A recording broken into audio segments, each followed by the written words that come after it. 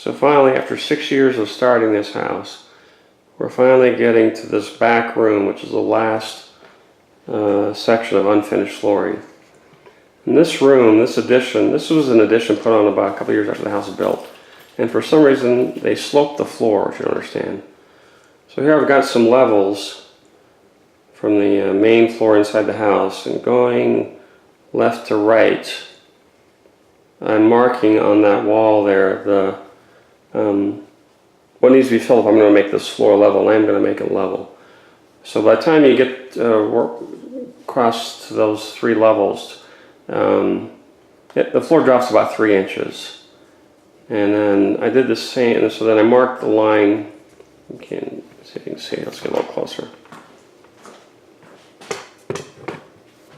So I marked a line along this wall. It's roughly the kind of pretty much closely follows that white line where the baseboard was at.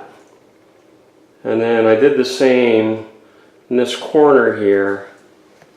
And here you can see that's quite a bit of cement there. I'm going to have to fill in that against that wall there. So this wall here, let's pan out. I'm going to put a pocket door where that door is at. Remove that door. In order to do that, I'm going to pull that drywall off and frame another wall and attach it to that existing 2x4s of that wall after I remove the drywall. And that'll allow me to very easily construct a cavity, a slot for the sliding pocket door to slide in and out of. It'd be too much trouble to try and go into that existing wall. So what that means is on this bottom part here, you can see I've driven a little bit of line there.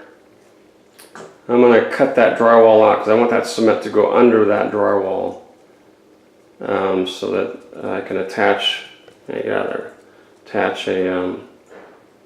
when I frame up the other wall that's right next to it.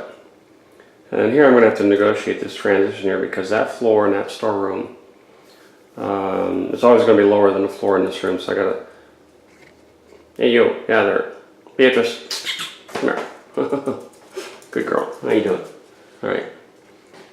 So I'm going to cut that drywall out about 1 inch or 2 along the bottom there, put cement under there, and then at some point I'm going to pull this drywall off, frame another wall next to that, and mount a pocket door in there.